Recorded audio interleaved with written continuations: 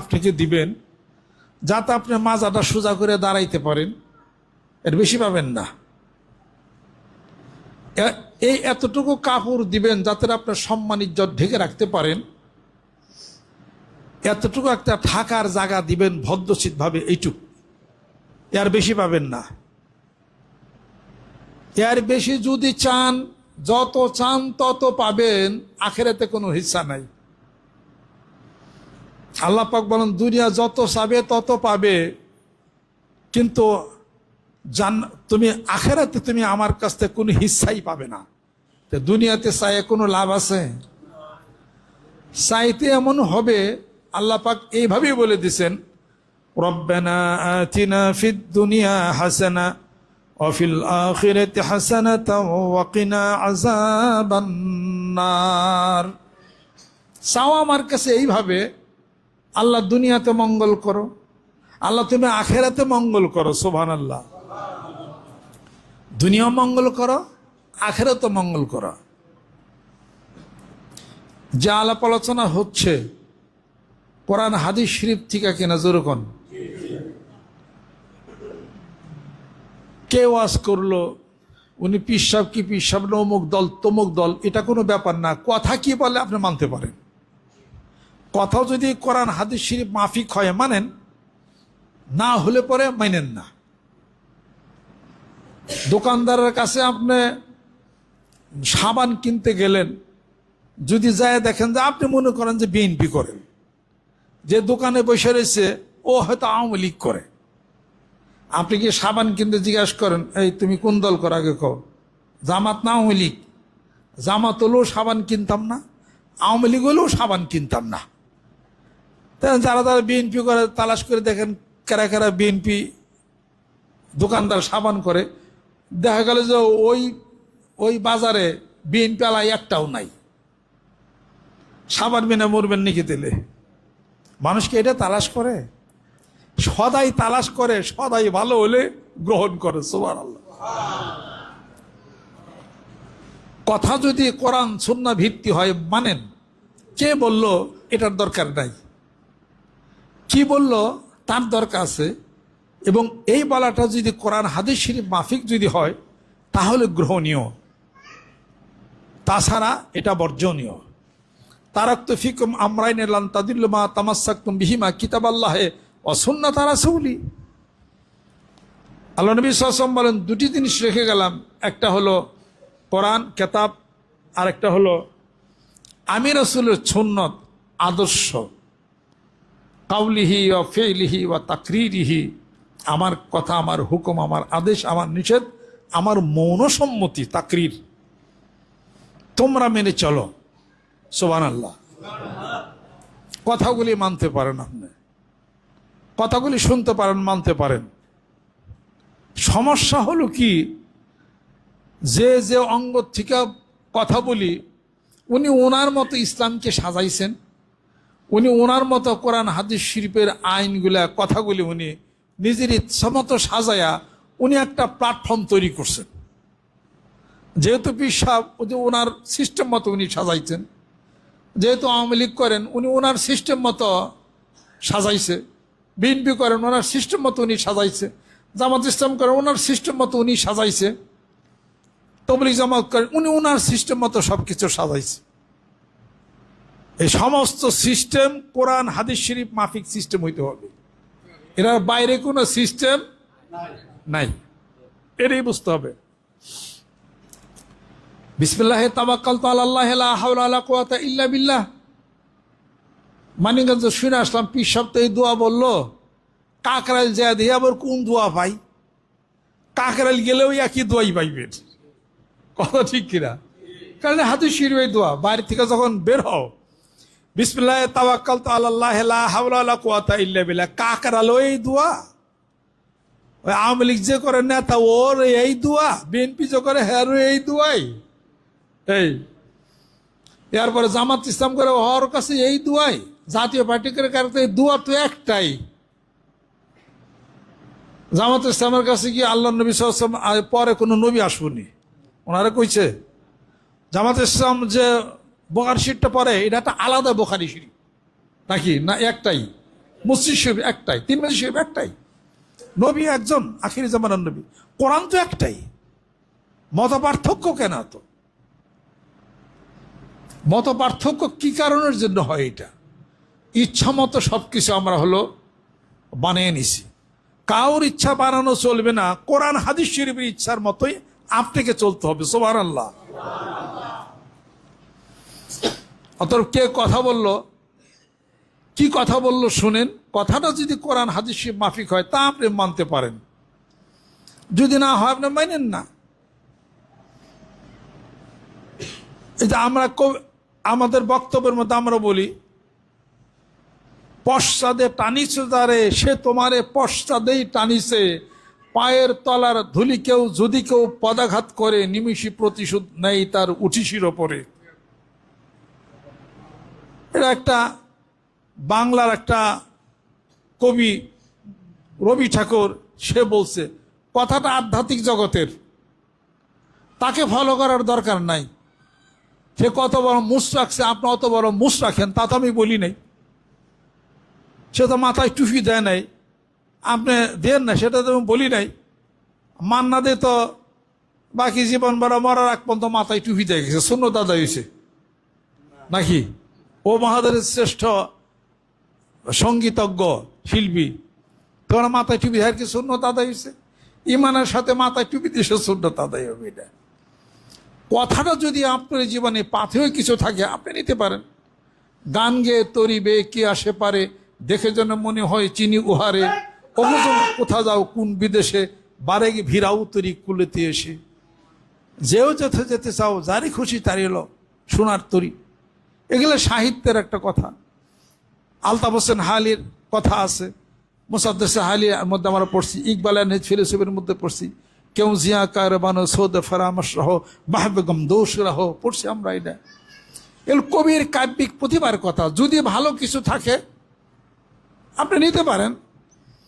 যারে দাগ কান, ধাক্কাইতে ধাক্কাইতে কোন একদিন আপনি ধাক্কা খাইতেও তো পারেন। পশ্চাদে টানিছে যারে সে তোমারে পশ্চাদেই টানিছে, পায়ের তলার ধুলি কেউ যদি কেউ পদাঘাত করে নিমেষে প্রতিশোধ নেয় তার উঠিসির ওপরে। পার নিচের ধুলারে যদি লাথি দেন দেখবেন যে ধুলা গাড়ির উপর দিয়ে উঠতে যায়। কথা ঠিক কিনা? অর্থাৎ এমন কোন মানুষ যে ছোট হোক, অশিক্ষিত হোক, রিক্সা চালক হোক, আপনি নির্জীব হোক, অবহেলা করে তারা লাইতে বের যায় না। এ পচা সামতেও পাও কাটতে পারে। কথা ঠিক কিনা? এটা করা যাবে না। ইয়া আইয়ুহাল্লাযীনা আমানু লা ইয়াসখার কওমুন মিন কওমিন আসা ইয়াকুনু খায়রাম মিনহুম ওয়ালা নিসাম মিন নিসাইন আসা ইয়াকুননা খায়রাম মিনহুন্না।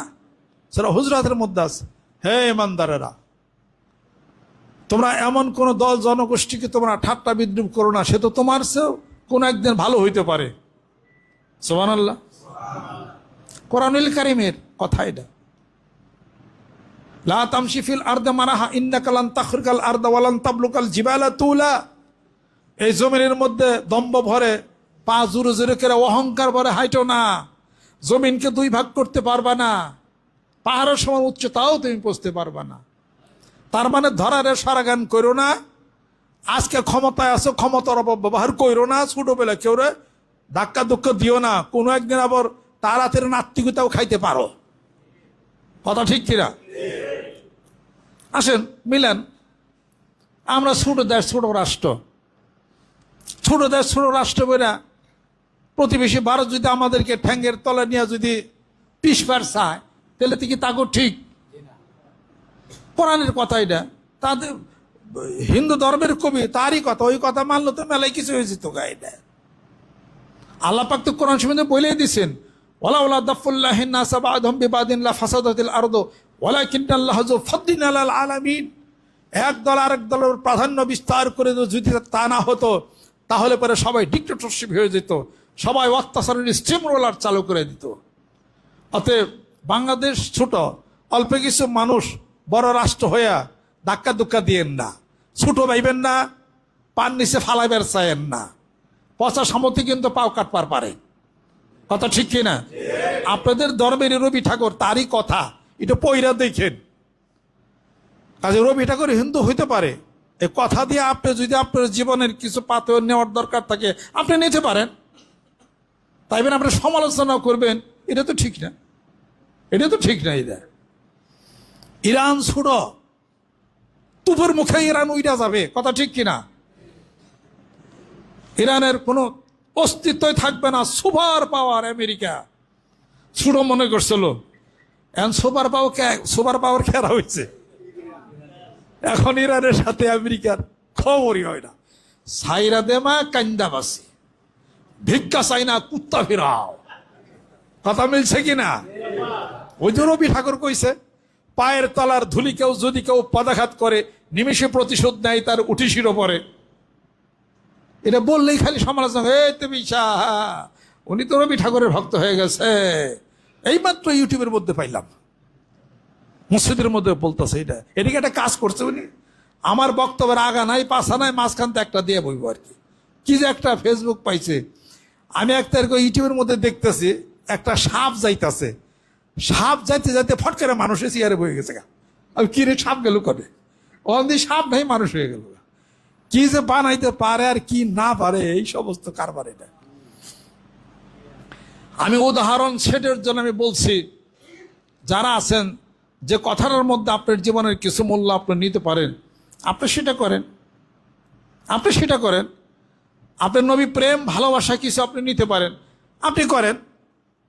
আপনি কাজী নজরুল ইসলামের ইসলামী দর্শনের কথা নিয়ে নিজের জীবনটাকে রাসূল খুদা সাল্লাল্লাহু আলাইহি সাল্লামের দিকে রুজু করে একটু মহব্বত একটু ভালোবাসা পাইতে যদি চান, তার একটা গজল গান আপনি ফলো করেন, একটা কথা আপনি শুনতে পারেন আপনি। সুদূর মক্কা মদিনার পথে আমি রাহি মুসাফির, সুদূর মক্কা মদিনার পথে আমি রাহি মুসাফির। এ কথা বলেন না কেন? কত সুন্দর, কত হৃদয় বেদার, কত কিছু, কত জায়গা থেকে কত কিছু নিতে পারেন, কত জায়গা থেকে নিতে পারেন। কিছু কিছু নিতে নিতে নিতে নিতে বিশাল কিছু হয়ে যাবে। সুবহানাল্লাহ। কি যেন একটা কথা আছে না, যে বিন্দু বিন্দু জল, হ্যাঁ, ছোট বালুকার কণা আর বিন্দু বিন্দু জল গড়ি তুলি মহাদেশ সাগর অতল। প্রত্যেক সামান্য ত্রুটি আর ক্ষুদ্র অপরাধ ক্রমে টানে পাপ পথে ঘটাই প্রমাদ। ছোট ছোট অপরাধ তোমার জীবন শেষ করবে। ছোট ছোট কিছু বালুকার কণা মহাদেশ হয়ে গেল, আর ছোট ছোট কিছু পানির কণা সমুদ্র হয়ে গেল। ছোট ছোট কিছু সুবহানাল্লাহ আলহামদুলিল্লাহ আল্লাহ আকবার জিকির মহাস্রষ্টার সাথে তোমার সম্পর্ক প্রতিষ্ঠা করে দেবে। শিখার অনেক কিছু আছে, শিখার অনেক কিছু আছে। এই যে দেখেন রিসেন্ট গেল বল খেলা গেল না, মেসি হারছে, তারপরে ব্রাজিলও হারছে। এই দুইটা হারা যদি ফার্স্ট রাউন্ডে হারে যেত অনেক ভালো হইতো, বহু মানুষ মরছে তার জন্য, মরাটা ফিরা যাইত, কথা ঠিক কিনা? একবার লাস্ট আসতে আসতে আসতে এমন সময় হারে গেছে আর্জেন্টিনা, তখন আর ভিতরে সহ্য আর হয় নাই, আত্মহত্যাও করছে, কথা ঠিক কিনা? বলছে আগে আল্লাহ ভালো হইতো। মেসির খেলা দেখেন, মেসির জীবনী তো আপনারা রিসার্চ করলেন না, মেসির জীবনীটা রিসার্চ করেন। সে ছিল হলো অসুস্থ, তার কার্ডিয়াকের সমস্যা ছিল, হার্টের রোগ ছিল মেসির। মেসির বাপ মেসিরে নিয়ে যায় হার্ট স্পেশালিস্টের কাছে। সে বলল যে ভালো হবে, তবে একটু হাঁটা চলাফেরা একটু হাঁটতে হবে। মেসির বন্ধু তারে বললো যে দোস্ত হাট পাখি আসো একটু বল খেলাই। এই খেলাইতে খেলাইতে খেলাইতে তার হার্ট লাঞ্চ সব ভালো হয়ে গেছে। এখন তো বিশাল একটা খেলোয়াড়, সারা পৃথিবীর সবাই তারা চিনে। আমার সন্দেহ আর্জেন্টিনা আমরা এত ভালোবাসি, মেসিরে ভালোবাসলাম, ম্যারাডোনা ভালোবাসলাম, বাতিস্তা ভালোবাসলাম, তারপরে আরো যেন কি কি আছে তাদেরকে ভালোবাসলাম। আর্জেন্টিনার ম্যারাডোনা বলছিল বাঙালিরা আমার এত ভালোবাসে, এত আমার ভক্ত, বাংলাদেশ বলতে কোনো দেশ আছে আমি তো জানি না। বাংলাদেশ বলতে দেশ আছে আর ম্যারাডোনের পরে জানতোই না, অথচ আমরা হুদা এই এত ভালোবাসা মইরাও গেছে কিছু, মইরাও গেছে।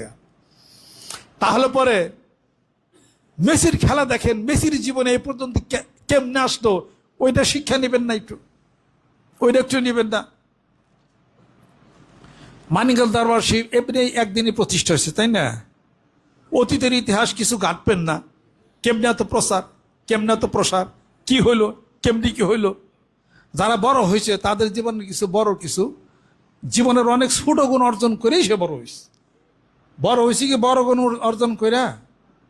ছোট গুণ অর্জন করে মানুষ বড় হয়, ছোট গুণ অর্জন করে মানুষ বড় হয়। আপনাদের খেদমত আমার আল্লাহ পাক ইরশাদ করেন, ওয়ালাইসা লিল ইনসানি ইল্লা মা সাআ, where there is will there is way. ইচ্ছা থাকলে উপায় হয়ে যায়। আপনি যদি ইচ্ছা করেন যে আল্লাহ পাক আমাকে বানাইছেন, পৃথিবীর বুকে শ্রেষ্ঠত্ব দিচ্ছেন, ওয়ালাকাদ কাররামনা বানি আদম, আল্লাহ আমাকে বানাইলেন, সৃষ্টি করলেন ইবাদতের জন্যে। আমার জীবন তো শেষ হয়ে গেল, আমার চোখের জ্যোতি তো কমে গেল, হাতের বল তো কমে গেল, পায়ের বল তো কমে গেল, চুল তো পেকে গেল, দাড়ি তো পাকলো, দাঁত তো পড়ে গেল, যৌবনে তো ভাটি লেগে আসলো, আর বোধহয় বেশি দিন সময় নাই, সামনে কবর হতো বাকি আছে। যদি কবরে আমাকে যাইতে হয়, যদি ধরাই পড়ে যায়, কোরআন যদি সত্য হয়ে যায়, আল্লাহর কথাই যদি সত্য হয়ে যায়, there is no rectification, none is come back from the grave to this perishable world. Why don't you test the validity of this theme till now? তাহলে আমার উপায় কি হবে? যদি সত্যই হয়ে যায়, মনেরে বুঝাইতে হবে এ দুনিয়া একটা স্বপ্ন। স্বপ্ন যেমন স্বপ্নকে স্বপ্ন বলে মনে হয় না, মৃত্যুর সাথে সাথে দুনিয়ার এই স্বপ্ন ঘুম এটা ভেঙে যাবে। আর কবরে যদি সত্যই ঠিক হয়ে যায়, জাহান্নাম ঠিক হয়, জান্নাত ঠিক হয়, ঠিকই যদি হইয়া যায়, তাহলে কবর থেকে ঘুরে আইসা আবার নতুন করে মাথায় টুপিতে জিকির কইরা মসজিদ বানাইয়া আবার যাওয়া কি সম্ভব? মরণ যা জীবনে একবারই হয়। কবর এমন একটা কোর্ট, যেই কোর্টের কোনো আপিল নাই। দুনিয়ার কোর্টে হারলে পরে উপরের কোর্ট আপিল আছে, কবরের কোর্টে হাঁটলে কোনো আপিল নাই। জিতলে ভালো, হারলে আপিল নাই। সাংঘাতিক একটা অন্ধকার জায়গা, তা হলো কবর, যেখানে আপনাকে একাকেই থাকতে হবে, আমাকে একাকেই থাকতে হবে। বন্ধু আসলো, ছেলে আসলো, মেয়ে আসলো, ভাই আসলো, বেড়াদার আসলো, কেউ যাবে না সাথে। ইয়াউমা ফিরুল মারউ মিন আখিহি ওয়া আবিহি ওয়া সাহিবাতিহি ওয়া বানি। যেদিন ভাই ভাইয়ের থেকে দূরে চলে যাবে, স্বামী স্ত্রীর বিচ্ছেদ হয়ে যাবে, সবাই নিজের চিন্তায় বিভোর হয়ে যাবে, ঘাম পর্যন্ত, বুক পর্যন্ত ঘামে ঢেকে যাবে। 50,000 বছর পর্যন্ত মানুষ অপেক্ষা করবে। আল্লাহ পাক বিচার কার্য তখনও শুরু করবেন না। বলবেন, মানুষেরা বলবে, আল্লাহ আমাদের আর সহ্য হয় না, আপনি বিচার কার্য শুরু করেন। এবার বিচার কার্য শুরু হয়ে যাবে। আল্লাহ নবী সাল্লাল্লাহু আলাইহি সাল্লাম থাকবেন, আল্লাহ পাক থাকবেন, বলবেন, হে রাসূল কোরআন তেলাওয়াত করেন। আল্লাহ নবী সাল্লাল্লাহু আলাইহি ওয়াসাল্লাম বলবেন, আল্লাহ আপনি তেলাওয়াত করেন। আল্লাহ পাক কোরআন শরীফ তেলাওয়াত শুরু করবেন। জিন পরি দেও দানব সৃষ্টিকুলের যা আছে সব থাকবে সেদিন উপস্থিত। আল্লাহ পাক কোরআন শরীফ তেলাওয়াত শুরু করবেন। আনার রহমান আল্লামাল কোরআন খালাকাল ইনসানা আল্লামাহুল বায়ান, সূরা রহমান শরীফ তেলাওয়াত শুরু করবেন। সেই তেলাওয়াতের সুরে বিমোহিত হয়ে সমস্ত কীট পতঙ্গ, মানুষ, জিন যা আছে 70,000 বছর পর্যন্ত তখন বেহুশ হয়ে থাকবে, মমের মতো গলে যাবে, হুশ ফিরে আসবে, বিচার কার্য শুরু হয়ে যাবে। একা একা ওয়াকুল্লুহুম আতিহি ইয়াউমাল কিয়ামাতি ফারদা, একা একা বিচার কার্য শুরু হয়ে যাবে। এজন্য আল্লাহর কাছে আবেদন করতে হবে, আল্লাহুম্মা হাসিবনি হিসাবান ইয়াসীরা, হে আল্লাহ সহজ হিসাব দাও। আল্লাহ পাক সহজ হিসাব হলো একটাই। আল্লাহ পাক কোনো কোনো বান্দাকে তার পর্দার আলো নিয়ে যাবেন, বলবেন, বান্দা সহজ হিসাব চাইছিলা, এই গুনাহ অপরাধগুলি তুমি কেন করছিলা? বান্দা উত্তর দিবে, আল্লাহ আমি ভুল করছি, আমি বুঝতে পারি না, আমার মাফ করে দেন। আল্লাহ পাক বলেন যে যাও, মাফ করে দিলাম, এই পর্দার আড়াল দিয়ে এদিক দিয়ে জান্নাতে চলে যাও। এটা ওই ব্যক্তির জন্য হবে যেই ব্যক্তি তার গুনাহকে মনে করে তওবা করবে এবং আল্লাহর কাছে বলবে, হে আল্লাহ, আমাকে সহজ হিসাব দিও। আমি যদি তোমার কঠিন বিচারে যদি ধরা পড়ে যায়, আমার তো কোনো উপায় থাকবে না। যে আল্লাহর কাছে কাকুতি মিনতি করবে, আনা ইনদাল মুনকাসিরাতি কুলুবুহুম, আল্লাহ পাক তাকে সহজ হিসাব দিবেন। যেরকম সুবহানাল্লাহ।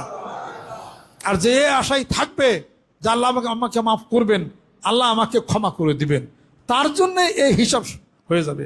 যেরকম সুবহানাল্লাহ। আর আল্লাহ পাক বলেন, মানুষ সাবধান তুমি হয়ে যাও, সাবধান হয়ে যাও। তোমাকে সাবধান করার জন্যে যুগে যুগে আমি নবী রসুল পাঠাইছি। নবী রসুলের জামানা শেষ, কোনো কেতাব আসবে না, 4টা আসমানি কেতাব। শেষ নবী আমার রাসূল সাল্লাল্লাহু আলাইহি সাল্লামকে দিয়া আল্লাহ পাক পাঠাই দিয়েছেন, খাতামা বিল খায়র করেছেন, এবং কোরআনুল কারীম আল্লাহ পাক দিয়া দিয়েছেন। আলিফ লাম র, কিতাবুন আনজালনাহু ইলাইকা লিতুখরিজান নাসা মিনাজ যুলুমাতি ইলান নূর।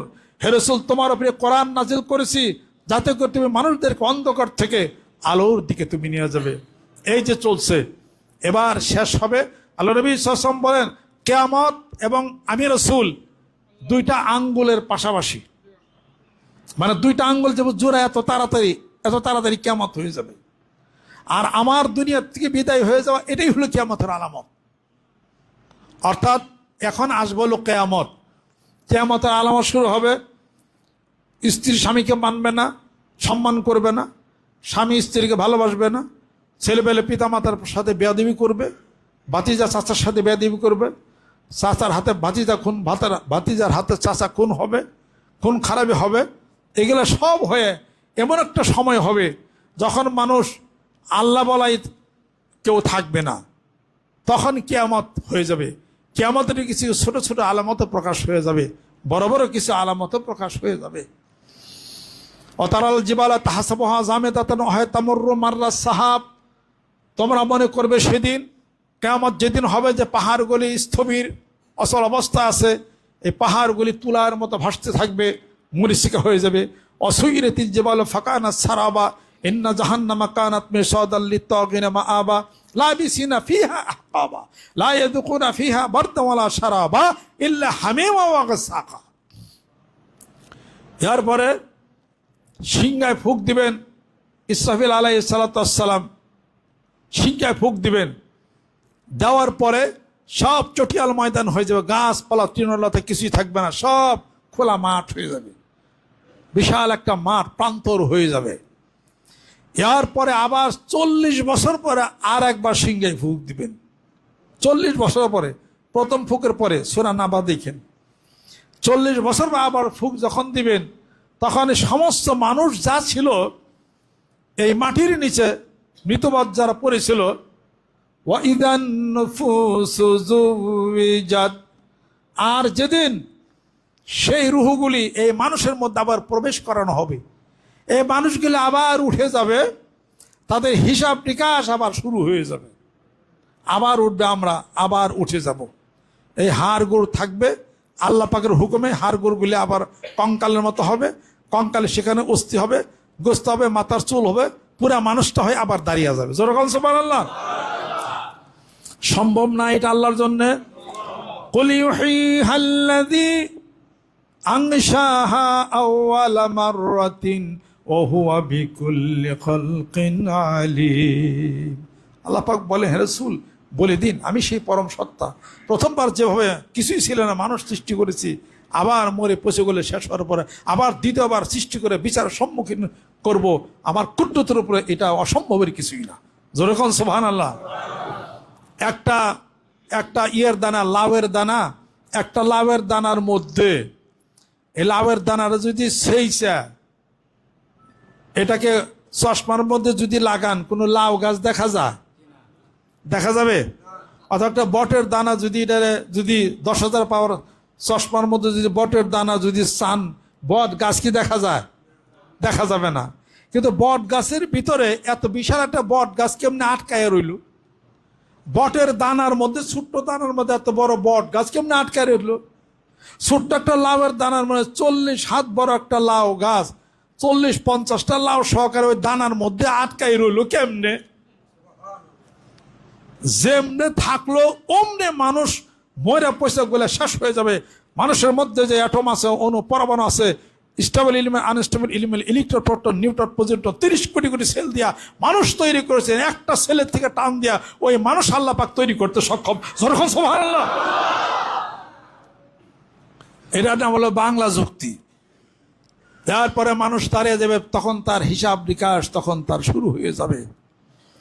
মান ক্বালা লা ইলাহা ইল্লাল্লাহ ফাদাখালাল জান্নাহ, যে ব্যক্তি মানুষের সঙ্গে লা ইলাহা ইল্লাল্লাহ পড়বে সে ব্যক্তি জান্নাতে চলে যাবে, কিছু দোষের শাস্তিও সে পাবে। এরপর বিচার কার্য শুরু হয়ে যাবে। অসংখ্য মানুষ সেই হাসরের ময়দানে, যারা আল্লাহ পাক বলছেন ওয়ারকা মার রাকিন, রুকুকারীদের সাথে রুকু করো, সিজদাকারীদের সাথে সিজদা করো, নামাজ পড়ো। দুনিয়াতে যারা নামাজ পড়েছে অথবা যারা নামাজ আদায় করে নাই, হাসরের ময়দানে আল্লাহ রাব্বুল আলামিন তার কুদরতি পা জমিনের মধ্যে নামায় দিবেন। নামায় দেওয়ার পরে আল্লাহ পাক বলবেন, এই নামাজিরা যারা আমাকে বিশ্বাস করেছো, আমার কুদরতি এই সুন্দর পা দেখে দেখে তারা বিমোহিত হয়ে পড়বে, তারা পার মধ্যে সেজদা করে করে জান্নাতে চলে যাবে। এই সুযোগে যারা বলবে, যারা আমরাও তো নামাজ পড়ি নাই কিন্তু সবাই তো আল্লাহর পায়ে সেজদা দেয়া তো জান্নাতে যাইতেছে, চলো আমরাও যাই, তারাও আল্লাহ পাকের পায়ে সেজদা দেয়া জান্নাতে যাওয়ার চেষ্টা করবে। কিন্তু ফালা ইস্তাতিউন, ইয়াউমা ইউকশাফু আন সাকিন ওয়া ইউদআউনা ইলা সুজুদি ফালা ইস্তাতিউন। সেই দিনের কথা মনে করো যেদিন আমি আল্লাহ পাকের কুদরতি পা হাসরের ময়দানে নামায় দেওয়া হবে। নামাজি ব্যক্তিরা আমার কুদরতি পা দেখে দেখে সেজদা করে জান্নাতে যাবে, আর যারা নামাজ পড়ে নাই তারাও সেজদা করে জান্নাতে যাওয়ার চেষ্টা করবে। ফালা ইস্তাতিউন, তাদের ঘাড় সোজা হয়ে যাবে, পিঠ সোজা হয়ে যাবে, তারা সেজদা করতে পারবে না, তারা জাহান্নামে তারা যাবে। আল্লাহ পাক আমাদেরকে যেন কবুল করে নেন, রহমত করে নেন। কোরআনুল কারীমের মধ্যে নামাজের কথা আছে, কোরআনুল কারীমের মধ্যে আত্মশুদ্ধির কথা আছে, কোরআনুল কারীমের মধ্যে জিহাদের কথা আছে, কোরআনুল কারীমের মধ্যে অন্যায় কাজের প্রতিরোধ গড়ে তুলবেন, সৎ কাজের আদেশ প্রদান করবেন তা আছে। কোরআনুল কারীমের মধ্যে রোজার কথা আছে, কোরআনুল কারীমের মধ্যে হজের কথা আছে, কোরআনুল কারীমের মধ্যে জাকাতের কথা আছে, কোরআনুল কারীমের মধ্যে জাকাতের কথা আছে, এরপর দানের কথা আছে, সকল কিছু আছে, সৌহার্দ্যপূর্ণ ভাব রাখবেন তা আছে। সমস্ত কিছুর আলো দিয়া একটা কমপ্লিট কোড অফ লাইফ, পূর্ণাঙ্গ জীবন ব্যবস্থা দিয়ে কোরআনুল কারীম আল্লাহ পাক আমাদের সামনে প্রতিষ্ঠা করেছেন, আল্লাহ পাক দিয়েছেন, এবং তার সত্যতার জন্য আল্লাহ পাক নিজেই সাক্ষ্য প্রদান করেছেন। ওয়ামা ইয়ানতিকু আনিল হাওয়া ইন হুয়া ইল্লা ওয়াহয়ু ইউহা।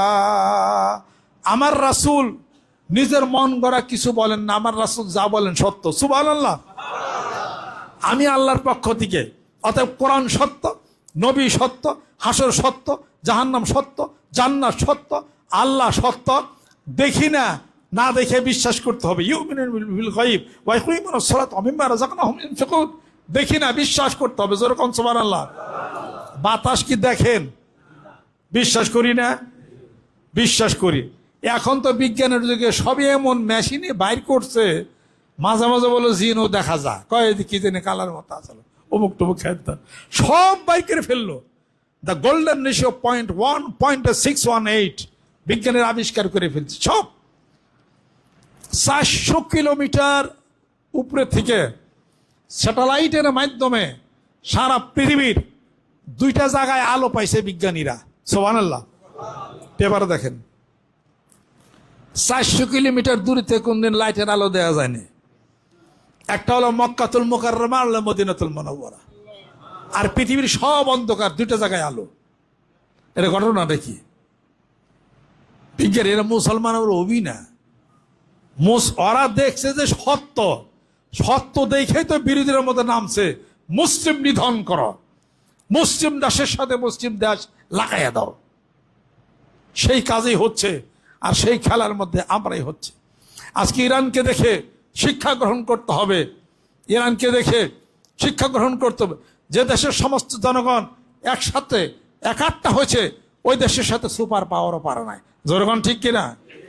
আজকে বাংলার জমিনের বুকে 18 কোটি মুসলমান যারা আছে, কোরআনকে বিশ্বাস করে, কোরআনকে ফলো করে, দলে দলে বিভক্ত বাদ দিয়া মুসলমান হিসাব মুসলমানকে সম্মান, শ্রদ্ধা, ভালোবাসা নিয়ে এক কোরআনকে সামনে নিয়ে এক কোরআনের পক্ষে একটা ভোট দিতে হইতো, এত মার্কা যদি না থাকতো, মার্কা একটা, সেটা হলো কোরআন।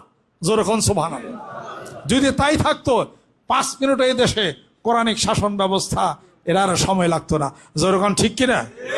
আজকে দেখেন হিন্দু, বৌদ্ধ, খ্রিস্টান ঐক্য পরিষদ তারা হইতে পারলো, হিন্দু হিন্দু তারা একের সাথে মিল হইতে পারলো। তারা পরে হলো শ্রীমদ্ ভগবদ্গীতা, ওই পরিষদ পরে ঋগ্বেদ, অথর্ববেদ, উত্তরায়ণবেদ, সামবেদ তারা পড়ে। আর ত্রিপিটক তারা আবার ওই যে বৌদ্ধ ধর্মে তারা পড়ে, হীনযানী মহাযানী তারাই গেলে পড়ে, তারা সব এক হইতে পারে। আর মুসলমান আমাদের হাতে কোরআনুল কারীম, আমরা এক মুসলমান আরেক মুসলমান আমরা মারামারি করি। যখন ঠিক কিনা? কোরআন যাদের হাতে তারা কেন মারামারি করবে? কোরআন যাদের হাতে তারা কেন লাঠি পড়বে? কোরআন তো মানুষকে শান্তি প্রদান করেছে, কোরআন তো ভাই আরেক ভাইয়ের সাথে মিল হয়েছে, কোরআন তো মুসলমানের সাথে একত্রিত করেছে। ইন্নামাল মুমিনুনা ইখওয়া ফাসলিহু বাইনা আখওয়াইকুম, জোরে জোরে কোন সুবহানাল্লাহ। ওয়া ইন তাইফাতান মিনাল মুমিনিনা ইকতাতাল ফাসলিহু বাইনাহুমা, মুসলমানের মধ্যে বিবাদ হয়, তৃতীয় জন তোমরা হাইছো না, দুইজনের সাথে মিল করে দাও। জোরে কোন সুবহানাল্লাহ। তাই যদি হয় বাংলার জমিনের বুকে গোটা বিশ্ব পৃথিবী এখনো কাঁপবে। যেরকম সুবহানাল্লাহ। মানিকগঞ্জ দরবার শরীফের নেতৃত্বে আমরা চাই বাংলার জমিনের বুকে আনাচে কানাচে গ্রামে গঞ্জে কলেমা লা ইলাহা ইল্লাল্লাহ জিকিরের মাধ্যমে প্রচন্ড গতি না, সবাই মিলমিশ করে মহব্বত করে গিবত শেখার সমস্ত কিছু বন্ধ করে দিয়া এক কোরআনের পতাকা তলে যদি আসতে পারে ইনশাআল্লাহ তাআলা, ইরানের মতো আমাদেরকে দেখো গোটা বিশ্ব পৃথিবী ডাইনিভাবে যে কোনো দেশ আমাদেরকে যারা 3 খাবলা খায়, আমাদেরকে পান নিচে রাখতে চায়, তারা ইন্দুরে গর্তে যাওয়া ছাড়া কোনো ভয় থাকবে না। জোর ঠিক কিনা? আল কোরআনের আলো, আল হাদিস শরীফের আলো, ভয়ান নবীর শত্রুরা, ইসলামের শত্রুরা, এই স্লোগান চলবে গোটা বাংলার জমিনের বুকে টেকটাপ থেকে তেতুলিয়া পর্যন্ত ইনশাআল্লাহ তাআলা। কোরআনুল কারীমের যে প্রচন্ড গতি, আল্লাহ পাক কোরআনুল কারীমের মধ্যে ইরশাদ করে, ওয়ালাউ আন্না আহলাল কুরা আমানু ওয়াত্তাকুল্লা ফাতানা আলাইহিম বারাকাতুম মিনাস সামাই ওয়াল আরজি। সুবহানাল্লাহ। এই জনপদবাসী, এই দেশের মানুষ যদি কোরআন ফলো করে, কোরআন তেলাওয়াত করে, আমি আল্লাহকে মানে, আমি আল্লাহকে যদি ভয় করে, আসমান জমিনের সমস্ত বরকত আমি মানুষদের জন্য, জনসাধারণ জন্য আমি সব উন্মুক্ত করে দেবো। সুবহানাল্লাহ। অর্থাৎ আমাদের খাবার, আমাদের অর্থনৈতিক মুক্তি যাহা কিছু আছে, কোরআন ফলো করেন, সম্মান করেন, শ্রদ্ধা করেন, আরব দেশের সাথে যোগাযোগ মেনটেন করেন, ইনশাআল্লাহ তাআলা আল্লাহ পাক সমস্ত বরকত আমাদের জন্য উন্মুক্ত করে দেব। যেরকম সুবহানাল্লাহ। কোটি কোটি টাকা, কোটি কোটি ডলার যদি আমরা ঋণ নিতে থাকি, সেই ঋণের বোঝার বহন কে বইবে? আমাদেরই বহন করতে হবে। অতিরিক্ত খরচ বহন করতে হবে। জমি রেজিস্ট্রি করতে যান, 50,000 টাকাতে জমি কিনে আমি 4 লক্ষ টাকা জমি রেজিস্ট্রি করতে হয়। এই অতিরিক্ত খরচ কোথা থেকে? যত ঋণ এই দেশ দিবে সমস্ত ঋণের বোঝা আপনার বহন করতে হবে। আমরা সাধারণ পাবলিক, আমাদের কি লাভ? আমাদের কি লাভ? সরকার পরিবর্তন হলে আমাদের লাভ কি দেখান? সরকার পরিবর্তন হলে পাবলিক আমাদের কি লাভ? আমাদের লাভ তখন হবে যখন বিনা সুদে আমরা আমাদের দেশে অন্য জায়গা থেকে, অন্য দেশ থেকে টাকা আনতে পারবো এবং মুসলিম দেশ আমাদের দেশে বিনিয়োগ করবে, তখন হলো লাভ। আমরা পাবলিক, আমাদের কি লাভ? আপনারা মন্ত্রী হবেন, আপনারা মিনিস্টার হবেন, আপনার টাকা দেওয়া কাজ করবেন। কোনো মন্ত্রী মিনিস্টার তার টাকা চুরি করে চলে যায় দেশ থেকে। আবার কেউ হয়তো বা নেয় নাই কথা ঠিক, কিন্তু বিদেশ থেকে যদি ঋণ আনি, কোটি কোটি ডলার যদি আমি ঋণ আনি, যদি আবার IMF এর কাছে ঋণ আনি, আবার প্রত্যেক দিন আমি 10 কোটি টাকা আমি সুদ দিচ্ছি কাকে? রাশিয়াকে। 10 কোটি টাকা সুদ দিতেছি আমাদের দেশে আমরা রাশিয়াকে। কেননা রূপপুর পারমাণবিক কেন্দ্রে ওখানে আমরা করছি, রাশিয়াকে 10 কোটি টাকা সুদ প্রতিদিন আমরা দিচ্ছি রাশিয়াকে। এই টাকার দায়ভার কার কাছে? যেরকম।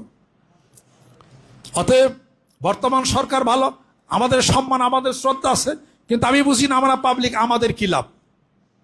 আমাদের লাভ তখন হবে যখন এই সরকার প্রধান সবাইকে নিয়ে কোরআন মাফিক জীবনের হিসাবপত্র যখন করবে এবং মুসলিমদের 55টা মুসলিম দেশের সাথে যখন তার সক্ষতা, যখন তার প্রেম, যখন তার ভালোবাসা, যখন উদারনীতি শুরু হবে, আপনারা দোয়া করেন ইনশাআল্লাহ তাআলা সেই মাফিক বিএনপি সরকার যেন দেশটাকে যেন চালান এবং রহমত হয় এবং বরকত হয়ে যায়। আল্লাহ পাক বরকত যেন খুলে দেন।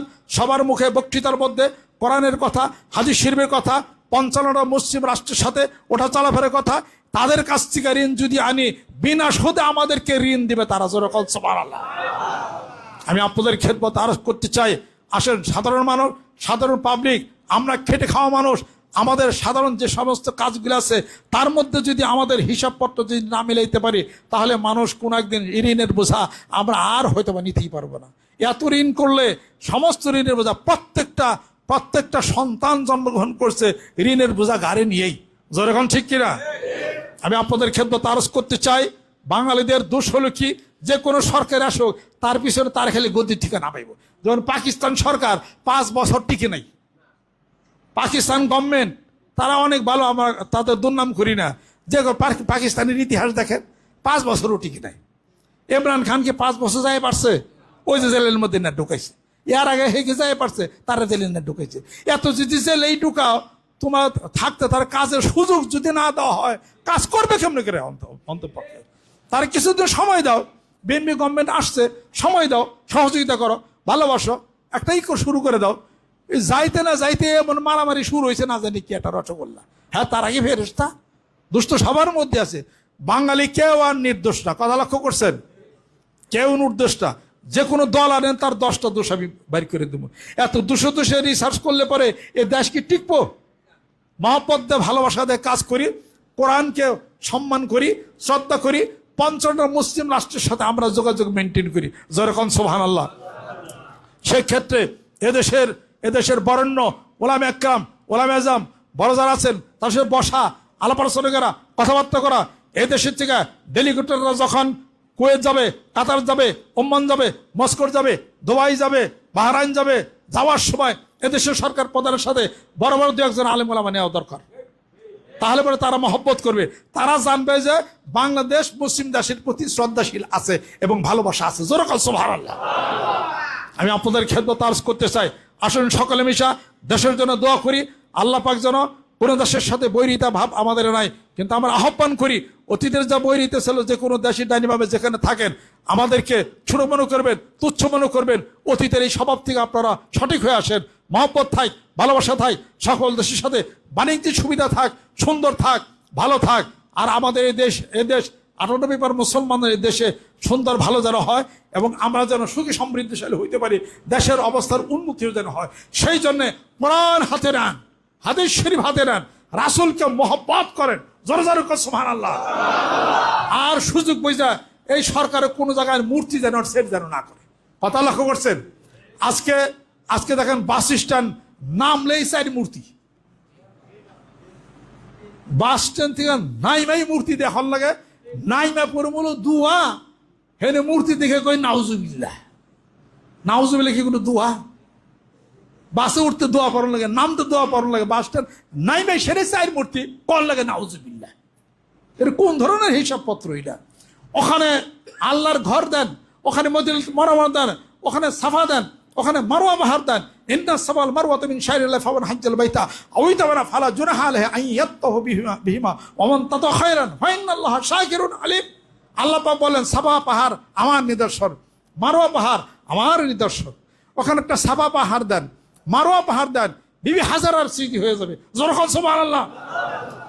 সুযোগ পাইলেই খালি হলো মূর্তি, সুযোগ পাইলে ভাস্কর্য, এটা সব বন্ধ করতে হবে। এটা এই জন্য কবি বলেন, বুদ্ধ সে কান উঠে গায়ে বাকি জো রহে বুতগর হ্যায়, বুদ্ধ সে কান উঠে গায়ে বাকি জো রহে বুতগর হ্যায়, বুদ্ধ সে কান উঠে যায় বাকি জো রহে বুতগর হ্যায়। এটা কেমন কথা? এটা একটা কোরআন দেন, হাদিস শরীফ দেন, আখেন মসজিদ দেন, মাদ্রাসা দেন এবং ইসলামী নিদর্শনের কিছু দেন, পোলাপানরা দেখবে, বলবে সুবহানাল্লাহ, আলহামদুলিল্লাহ। আর আজকে জায়গা থেকে ডাইনি মূর্তি, বামে মূর্তি এনে ভাস্কর্য খালি কোন লাগে নওজুবিল্লাহ, নওজুবিল্লাহ, আউজুবিল্লাহ, কুকুর সুবহান। কথা ঠিক কিনা? আমি আপনাদের খেদমত আরজ করতে চাই, এই জন্য বাচ্চা ছেলেপেলেদের স্কুল কলেজ ইউনিভার্সিটি তাদের অন্তরের মধ্যে কোরআনের মহব্বত তৈরি করতে হবে এবং সাহাবাদের মহব্বত তৈরি করতে হবে। আল্লাহর কোরআনের মহব্বত তৈরি করতে গেলে আল্লাহ পাক ইনশাআল্লাহ তাআলা সেই মাফিক যদি চলে তাহলে পরে সব বরকত আল্লাহ পাক উন্মুক্ত করে দেবেন। জোরে জোরে কোন সুবহানাল্লাহ। মানিকগঞ্জ দরবার শরীফের নেতৃত্বে গোটা বাংলার জমিনের 5 কোটি মানুষের টার্গেট নিয়ে আমরা মাঠে নামছি। আমরা কোনো দল করি না, আমরা শান্তি চাই, আমরা সাম্য চাই, আমরা সুন্দর চাই, আমরা ভালোবাসা চাই, আমরা আত্মশুদ্ধি চাই। সেই আত্মশুদ্ধির লক্ষ্যে এই দরবার শরীফের পূর্ব চত্বরে পটলের ময়দানে ডিসেম্বর মাসের 23, 24, 25 তারিখে বিশ্ব মানবতার প্রতীক মুহাম্মদ সাল্লাল্লাহু আলাইহি সাল্লাম শরীয়ত, তরিকত, হকিকত, মারফত জানামানোর বুঝার এই ইজতেমা হবে। আপনাদের সকলের জন্য দাওয়াত থাকলে আল্লাহ পাক যেন কবুল করে নেন, রহমত করে দেন এবং বরকত করে দেন। আসুন আমরা রুহের জগতে আমরা বন্ধুত্ব করি, 2 বেলা জিকির করি, 5 ওয়াক্ত নামাজ পড়ি এবং বায়াতের সুন্নাত আমরা আদায় করি। আউযু বিল্লাহি মিনাশ শাইতানির রাজিম, বিসমিল্লাহির রহমানির রহিম। तौबा किया मैं सब बुरी बातों से और सब बुरे कामों से, और बैत किया मैं ऊपर हाथ मोहम्मद मंजरुल इस्लाम सिद्दीकी खलीफा अलहाज हजरत मौलाना मोहम्मद अजहरुल इस्लाम सिद्दीकी साहिब के। आई मेरे मौला इस तौबा और इस बयात कबूल फरमा। अल्लाहुम्मा आमीन। रब्बना आतिना फिद दुनिया हसना और फिल आखिरति हसना व किना अज़ाबन्नार। रब्बिरहमहुमा कमा रब्बयानी सगीरा। আল্লাহ জীবনের গুনাহগুলি মাফ করে দাও। আল্লাহ মেহেরবান হয়ে যাও। আল্লাহ নামাজকে কবুল করে নাও, এই দেশকে তুমি কবুল করে নাও। এই আসমানের তুমি মালিক, এই জমিনের তুমি মালিক, তোমার জমিনে তোমার হুকুমত কায়েম করে দাও। কোরআন হাদিস আলো কলবের মধ্যে আল্লাহ তুমি জ্বালায়া দাও, রহমত করে দাও, বরকত করে দাও। মারামারি কাটাকাটি হানাহানি আল্লাহ তুমি বন্ধ করে দাও। মানিকগঞ্জবাসীদেরকে কবুল করে নাও। এলাকার মুসলমান নরনারী যারা আছেন কবুল করে নাও। এলাকার ঘরে জিকির আল তুমি পৌঁছে দাও। আল্লাহ সাম্যের বাণী তুমি প্রতিষ্ঠা তুমি করে দাও। আল্লাহ ইরানকে তুমি হেফাজত করো, আর সারা বিশ্বের মুসলমানদেরকে তুমি হেফাজত করে নাও, রহমত করে দাও, বরকত করে দাও। যারা গরিব দুঃখী আছে আমাদের অবস্থার পরিবর্তন তুমি করে দাও। সকলের হায়াত আল্লাহ তুমি বাড়ায়া দাও। আল্লাহ আমাদের পিতামাতা যাদের ইন্তেকাল করেছেন ইয়ার হাদিয়া তাদের রুহের উপরে তুমি পৌঁছে ওফবুদ আমরি ইলাল্লাহ ইন্নাল্লাহ বাসীরুম বিল ইবাদ। বাহাক্কে কালিমে তাইয়্যিব লা ইলাহা ইল্লাল্লাহ মুহাম্মদ।